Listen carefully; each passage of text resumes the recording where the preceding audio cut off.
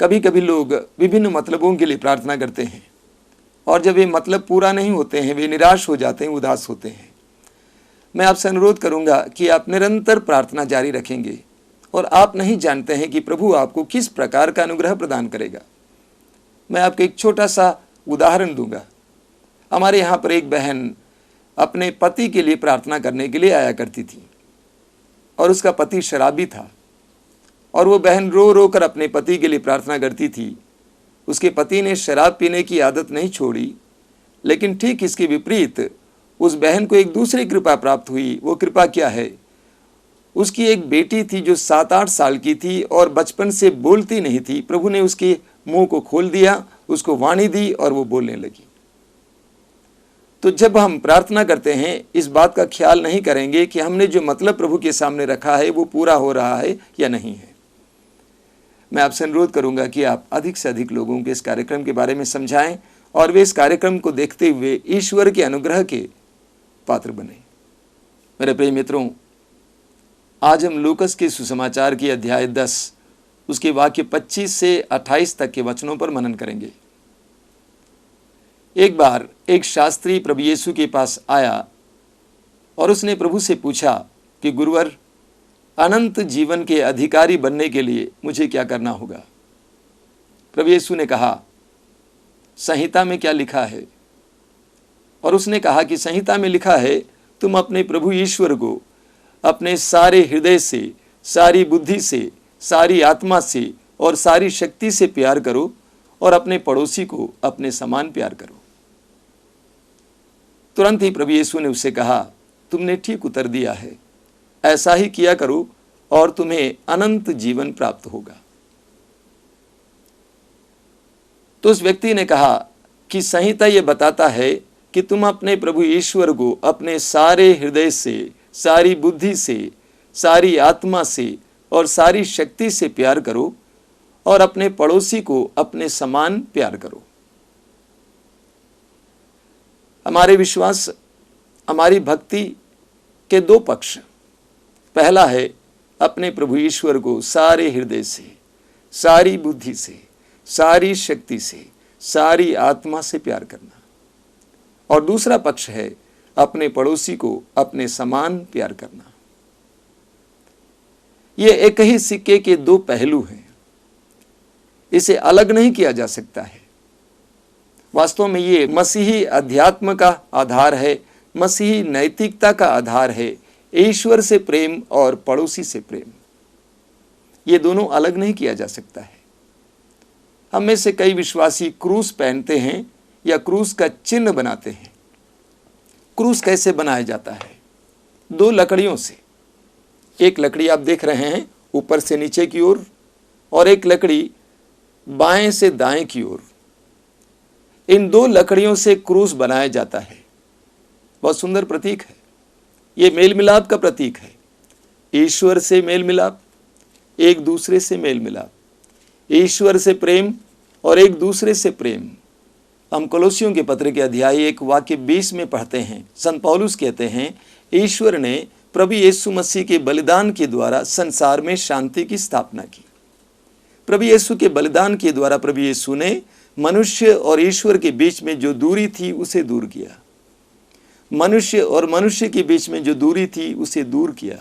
यानी प्रभु का पवित्र क्रूस और उनका बलिदान मेल मिलाप का बलिदान है, मेल मिलाप का क्रूस है।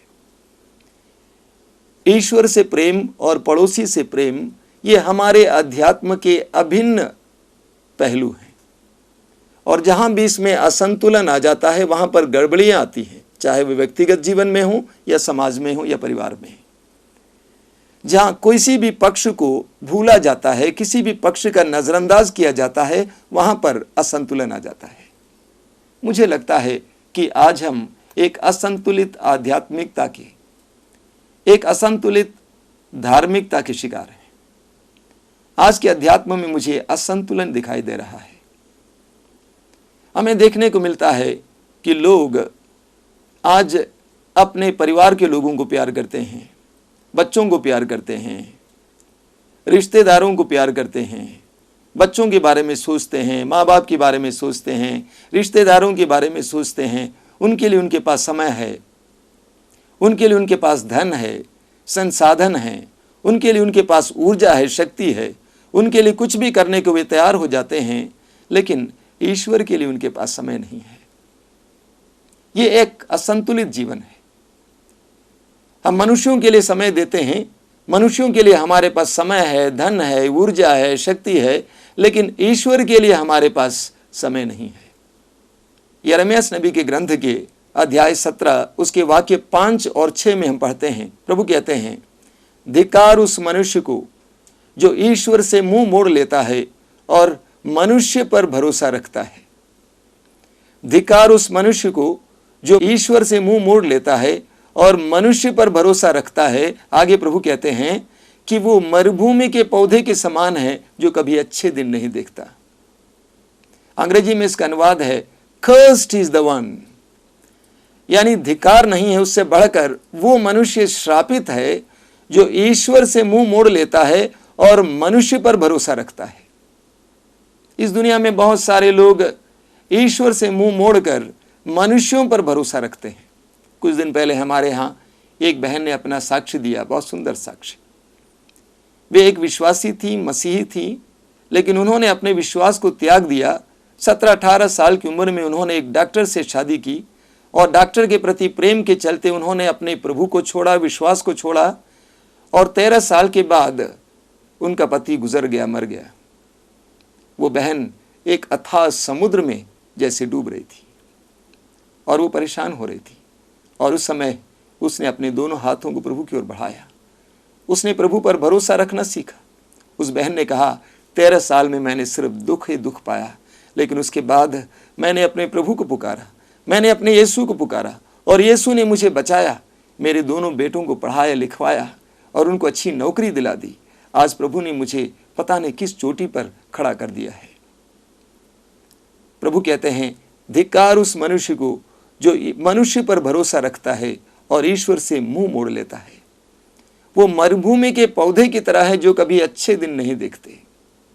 मेरे प्रिय मित्रों, यशायाह नबी के ग्रंथ के अध्याय 2 उसके वाक्य 22 में प्रभु कहते हैं, मनुष्य पर भरोसा मत रखो। मनुष्य क्या है? नाक का श्वास मात्र है। Man is only a breath. कई लोग इस दुनिया में मनुष्यों पर भरोसा रखते हैं, उनका सारा भरोसा मनुष्यों पर है।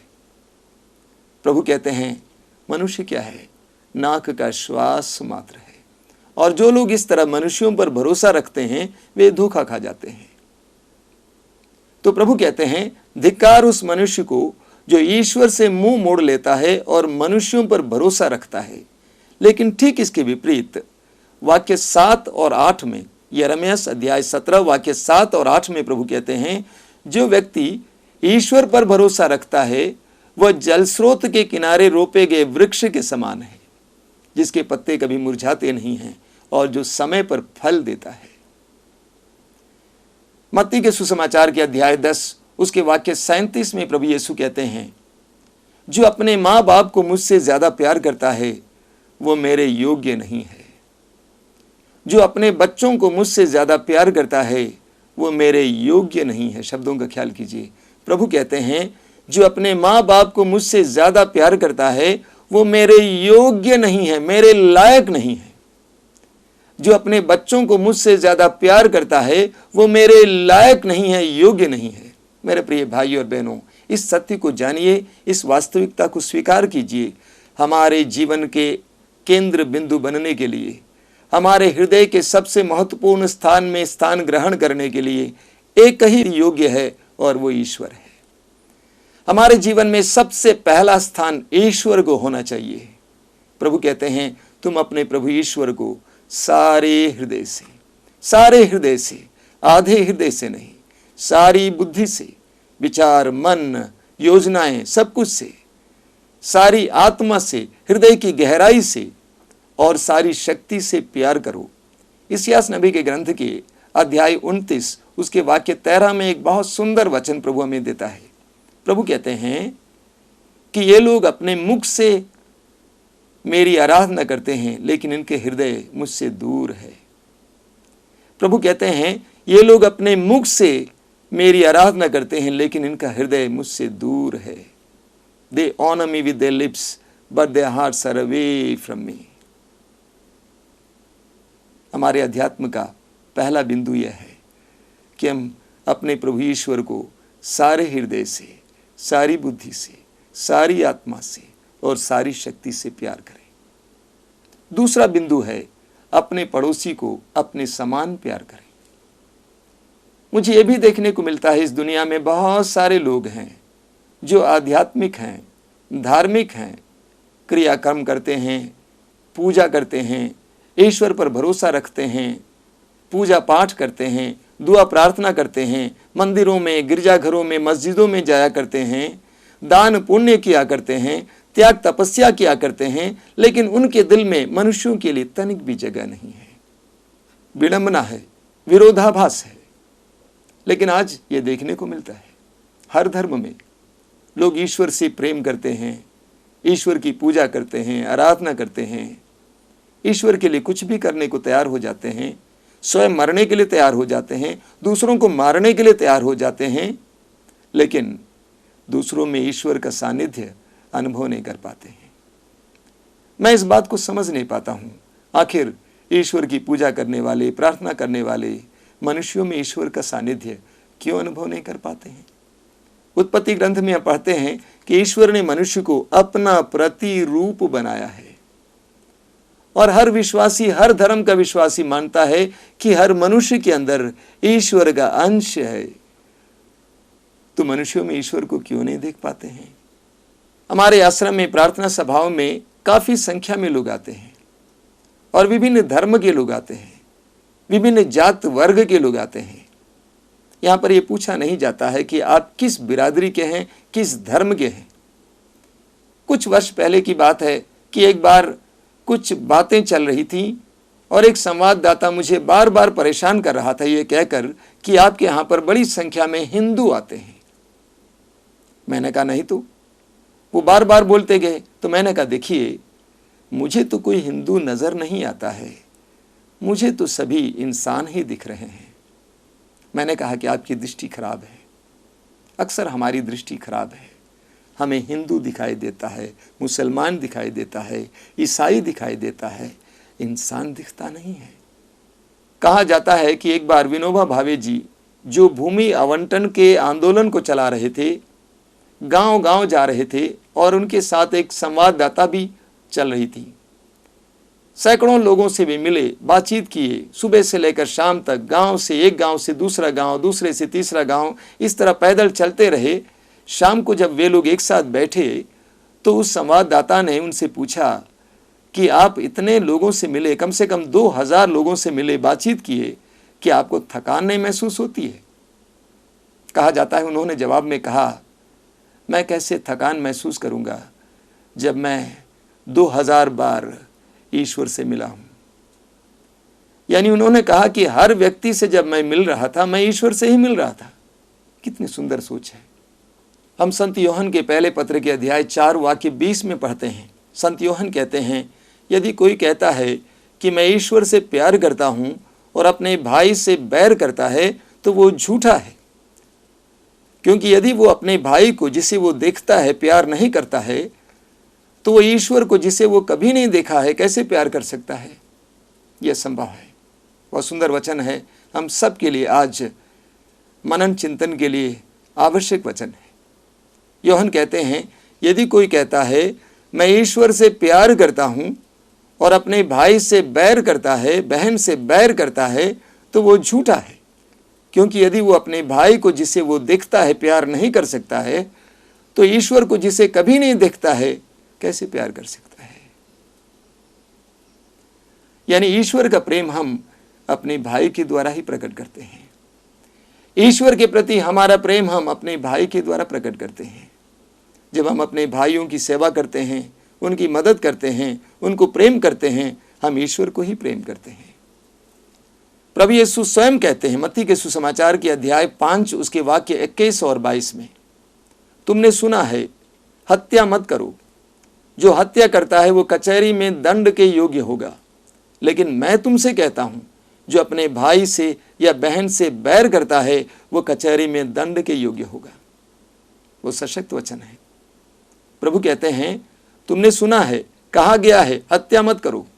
10 नियमों में से एक है हत्या मत करो। प्रभु यीशु इस नियम की नई व्याख्या हमें सुनाते हैं। और वो व्याख्या क्या है? जो अपने भाई या बहन से बैर करता है वो कचहरी में दंड के योग्य है। अर्थात प्रभु कहना चाहते हैं कि हत्या और बैर बराबर अपराध है, बराबर अपराध है। फिर एक बार संत यूहन्ना अपने पहले पत्र के अध्याय 3 वाक्य 15 में हमसे कहते हैं, जो अपने भाई से बैर करता है वो हत्यारा है। जो अपने भाई से बैर करता है वो हत्यारा है। और आप जानते हैं कि हत्यारे में अनंत जीवन नहीं होता है।